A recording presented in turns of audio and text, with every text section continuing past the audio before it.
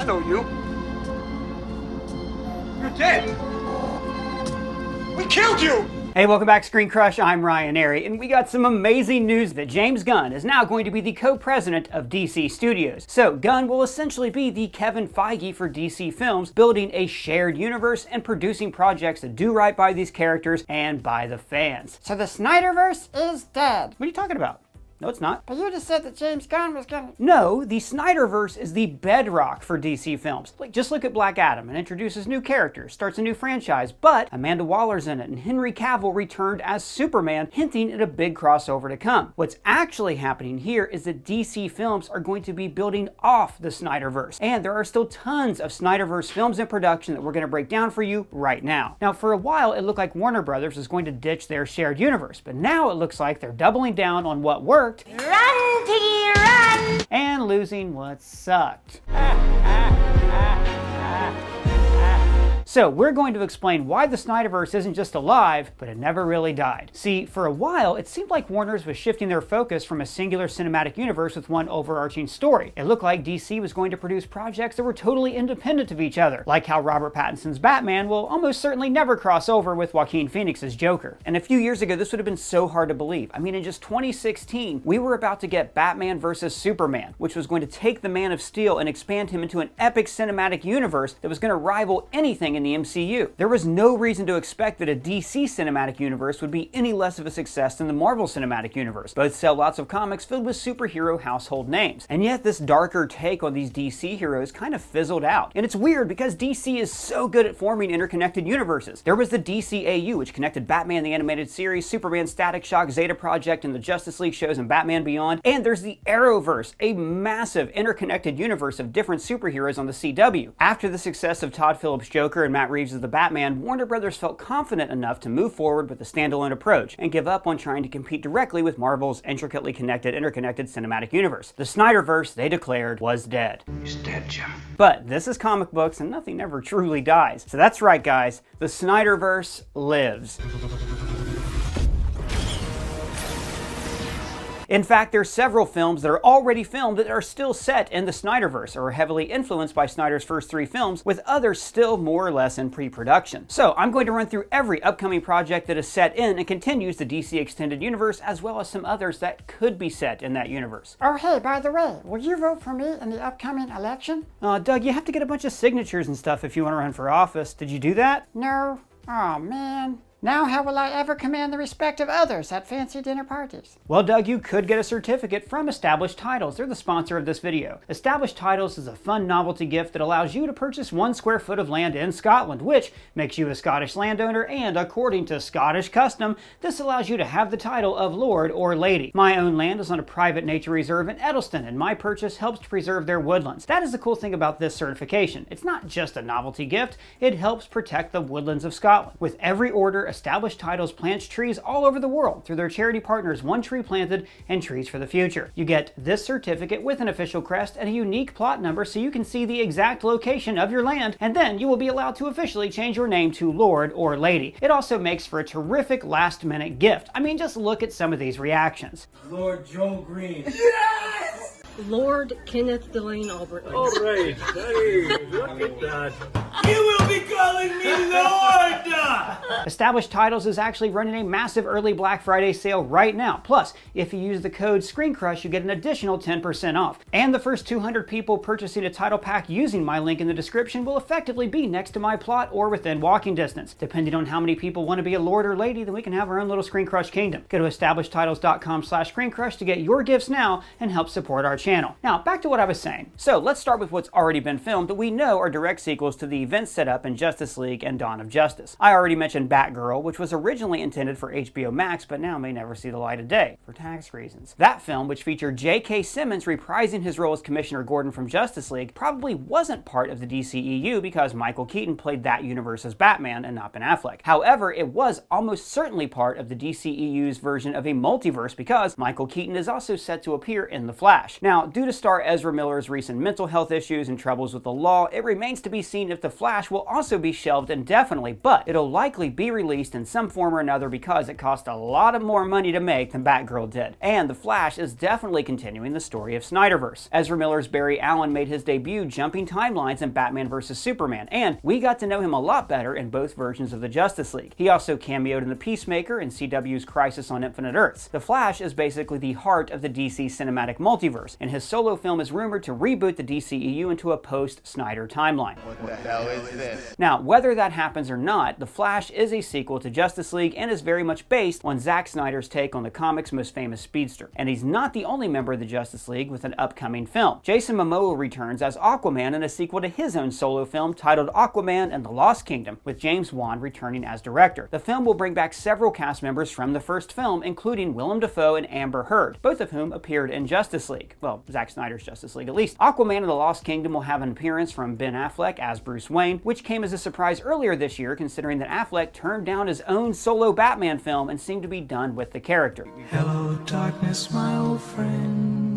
His appearance alone makes Aquaman 2 even more tied to the Snyderverse than the original film, which had a mostly standalone story from the DCEU. This film may also lead to other spin-offs set in the DCEU, and we'll get to those in just a minute. But first, let's talk about the other 3 films that are already shot that continue the Snyderverse's timeline. One strategy for Warner Brothers to keep interest in the DCEU is to give it a new face, one with some real star power, Dwayne "The Rock" Johnson. The Rock is now the anti-hero Black Adam in the DCEU's new release, a movie that was first in development 15 years ago. Oh, look at Baby Rock. He's like a little pebble. I just want to skip him across a little placid lake. The film is a sequel to 2019 Shazam, which is set in the DCEU but is pretty much a standalone. Black Adam expands the Snyderverse by introducing the Justice Society of America, which includes Hawkman, Atom Smasher, Cyclone, and Dr. Fate. Viola Davis reprises her Suicide Squad and Peacemaker character Amanda Waller, and Harcourt shows up from James Gunn's Peacemaker. Toss a coin to your witcher. And Black Adam did end with a post-credit scene that featured Henry Cavill, setting up that these two incredibly powerful characters are going to face off on the big screen. Now, it hasn't been announced yet if there's going to be a Man of Steel 2 or if Henry Cavill is just going to pop up in different DCEU projects, but Superman is still in movies in this universe. So who knows if we'll actually get to see Superman fight Black Adam, but we'll probably get to see Black Adam fight his arch-nemesis Shazam sooner rather than later. Shazam, played by Zachary Levi, is the magical superhero alter ego of teenager Billy Batson, played by Adam Asher. Doesn't he also go by Captain Marvel? Listen for a face. Well, all right then. Now that's a name that DC is obviously using less and less, but the character is still going strong. He had his cinematic debut in the 2019 film Shazam, which was well reviewed for its lighthearted story and tone, as well as the distance it kept from the Snyderverse. The film, though, is set in the DCEU, with lots of DCEU Easter eggs. Billy even bases his idea of a superhero on Superman and the other Justice League heroes that populate his world. At the end of the film, Superman appears from the neck down, either to save money or to hide Henry Cavill's mustache. Its sequel, Fury of the Gods, is done filming and will release in 2023 and will likely expand on the magical side of the DCEU and its relationship to gods like Atlas and Hercules. I wouldn't be surprised if it also makes a direct connection to Black Adam, either in a post-credit scene or within the film itself.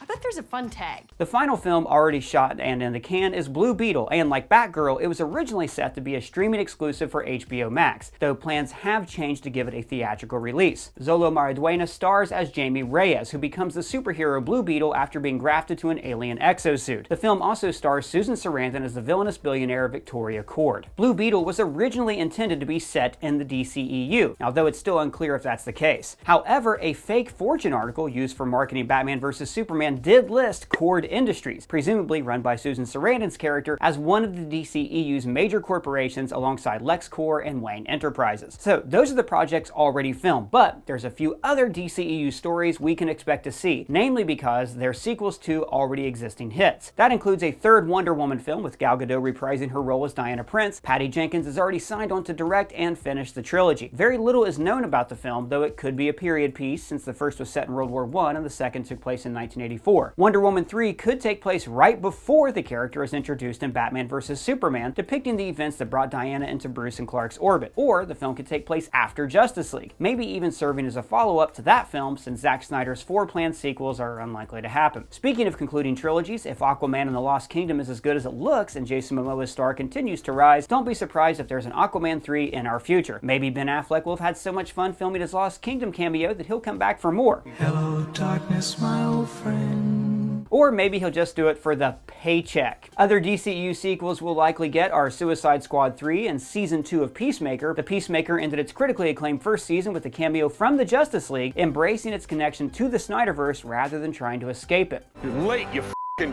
kids. Both projects also included Viola Davis's Amanda Waller, and Waller is set to get her own HBO Max series with Viola Davis starring and serving as executive producer along with James Gunn. And because Waller is at the center, this show is obviously set in the DCEU. And that's not the only Suicide Squad spinoff in development. The original Suicide Squad made a household name out of Margot Robbie as Harley Quinn, and it wasn't long before she starred in her own Birds of Prey film. Now that still doesn't have a sequel greenlit, but it has its own spinoff in pre-production, Black Canary starring Journey Smollett. Harley Quinn is also set to appear in a film adaptation of Gotham City Sirens, centered on Harley in the DCU versions of Catwoman and Poison Ivy. Less certain, but still on the table, is a Harley Quinn versus Joker film, and/or Harley Quinn appearing in a solo Joker film. Not the Joaquin Phoenix Joker, but the Snyderverse's own Jared Leto. Now, while Leto's original take on the Joker was damaged, audiences responded better to a revamped version that appeared at the end of the Justice League Snyder Cut. A Joker that was less club monster and more unhinged lunatic. Why you sent a boy wonder?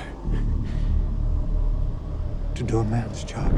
Speaking of spin-offs, also in various stages of development are a Wonder Woman spin-off based on the Amazons and an Aquaman spin-off based on Black Manta. Black Manta is played by Yahya Abdul-Mateen II, whose star has only grown since he first appeared in 2018's Aquaman. Reportedly, this spin-off would be focused on The Trench, the original film introduced, and it would have a much stronger horror element, fitting considering director James Wan's background directing Saw, Insidious, and The Conjuring. There's also a ton of projects DC started developing for the Snyderverse before Justice League underperformed. Most of these projects are in the very early stages of pre-production or have been indefinitely shelved or outright canceled. But if Black Adam, The Flash, and Aquaman 2 are big enough hits, then these lost souls could potentially be brought back into the DCEU post-Crisis/Rebirth/New 52 style. These include solo films for Joe Magliano's Wade Wilson, aka Slade Wilson, aka Deathstroke, and Ray Fisher's Cyborg, who received a lot more screen time in the Snyder Cut and has plenty more story to tell. Also planned were film versions of the Wonder Twins and an epic take on the New Gods to be helmed by Ava DuVernay, who spent years in pre-production and planned to include characters like Mr. Miracle, Big Barda, Granny Goodness, Highfather, and of course, Darkseid. We would have gotten a lot more Darkseid in the forward-planned sequels Zack Snyder had for Justice League. Now, while even Snyder admits that we'll probably never see those films, he's on the record outlining what the story would have been and gave us a taste of it in the extended Nightmare epilogue on the Snyder Cut. Considering that fans were able to convince HBO to release the Snyder Cut in the first place, we've learned never say never, and I wouldn't be surprised if Justice League does get some sort of follow-up in the future. And the same goes for Man of Steel 2, which looks way more likely now that Cavill has returned. Ever since Man of Steel was released in 2013, there have been rumblings that the sequel would finally have Brainiac making his theatrical debut. Now, this may have tied in with a planned Supergirl series. The character is also set to appear in The Flash as played by Sasha Calle. But with Batgirl canceled, the Supergirl series is also now trapped in the Phantom Zone. I will never give up. I will never spend my entire life in a place like this. I would die first. When Blue Beetle was originally announced, he was going to be paired with fan favorite Booster Gold, so it's not out of the question that we'll get a Booster Gold film, or he could show up in a Blue Beetle sequel. Looking forward to that. Other films that were originally likely DCU candidates and are still up for grabs include Justice League Dark and various spin-offs including Madame Xanadu, Zatanna, and John Constantine. Keanu Reeves will be reprising his version of the character in an upcoming sequel to the Constantine film that he starred in way back in 2005. Other characters who have had films in development include Hourman, Lobo, The Metal Men, Static Shock, Plastic Man, and Nightwing. Now, most of these movies have never gotten very far in development, but one film that has is Green Lantern Corps, a reboot of the Ryan Reynolds flop. Zack Snyder was specifically asked not to include Jon Stewart's Green Lantern in Justice League or the Snyder Cut because they have big plans for the character, which is why we got Martian Manhunter instead. Warner Brothers is expected to set this film in a separate timeline from the extended universe, but the studio does still seem intent on making Green Lantern Corps a reality. And of all the unmade films that we've been talking about, this one has the best chance of actually being made. Another film likely to be made to completion is Michael B. Jordan's upcoming Superman film. Now, this was definitely meant to be a standalone, but with Warner Brothers Brothers confirming Jordan will be playing a different Kryptonian, Val Zod, it leaves room for him to join the DCEU as well. Black Hawk is another standalone film the studio has toyed with making. Black Hawk is a World War II era comic that, along with Batman, Superman, and Wonder Woman, was one of the only 5 DC heroes to have his own continuous series from the 1940s through the 1960s, and he would feel right at home as part of the DCEU. A Black Hawk film is notable because Steven Spielberg himself has shown interest in directing and gone on record as saying this is the superhero movie he wants to make. A Spielberg comic book movie would be epic news, and if the DCEU could make it part of their universe, it would finally have something to hold over Kevin Feige in the MCU. There's also several films that could be set in the DC Extended Universe that have never been announced, but would make sense for Warner Brothers to greenlight. For instance, if Black Adam is a smash hit, we could also see a Dr. Fate spinoff, perhaps with Pierce Brosnan passing on the role to a younger actor. Yes. Younger than that. James Gunn Jr. That's too young. Black Adam also co-stars Hawkman, and it would be hard to argue against a superhero movie starring Aldous Hodge. It also features Atom Smasher, not to be confused with Ryan Choi's Atom, who shows up briefly in Zack Snyder's Justice League. Maybe they're setting up a Black Adam versus Atom Smasher movie. Up and atom. Up and at them. The Atom and Martian Manhunter weren't the only cameos in Justice League. In its flashback battle, which included Atlanteans, Olympic gods, and the Green Lantern Corps, was the once and future king himself, King Arthur. The legendary knight, like Hercules and Zeus, is part of DC canon, so a King Arthur movie is also technically on the table. A round table, that is. That's gold, Jerry. Gold! Or maybe since Ben Affleck seems to be having second thoughts about his second thoughts, then Ben Affleck will return as Batman. All right, what's the pitch? Affleck could play off his age as an older Bruce Wayne and star in a true adaptation of Frank Miller's seminal The Dark Knight Returns. Dawn of Justice borrows a lot from that graphic novel for the Batman vs. Superman fight, but you could do an entire movie alone on a retired Batman's battle with the mutant gang. Not them. And while Todd Phillips' Joker borrowed the talk show massacre from Dark Knight Returns, it did not feature the final conflict between an older Batman and an older Joker, a scene that can make for the perfect ending to the DCEU once and for all. Or they could go beyond that. Batman Beyond, that is. A live-action Batman Beyond movie is likely going to happen at some point, but why make it a standalone when it can use all the world building of the DCEU and take place in its own future timeline, about 50 years away from the time of Man of Steel? One of the major appeals of the Batman Beyond cartoon was seeing older versions of the characters that we'd gotten to know so well in the original Batman animated series, like Tim Drake, Barbara Gordon, Mr. Freeze, and Joker. By having Ben Affleck return as an elder mentor to a new futuristic Batman, the DCEU could end the same way the DCAU was originally supposed to end, with Amanda Waller telling Terry McGinnis that he's actually Batman's clone son. You are the father! So, is the Snyderverse dead, or could the DC Extended Universe actually stick around for years to come? Well, remember, in comic books, nobody ever truly stays dead. But what do you think? Do you like the Snyderverse? Do you want it to stay alive? Or do you want them to just reboot the whole thing? Let me know in the comments below or at me on Twitter. And if it's your first time here, please subscribe or smash that bell for alerts. For ScreenCrush, I'm Ryan Airy.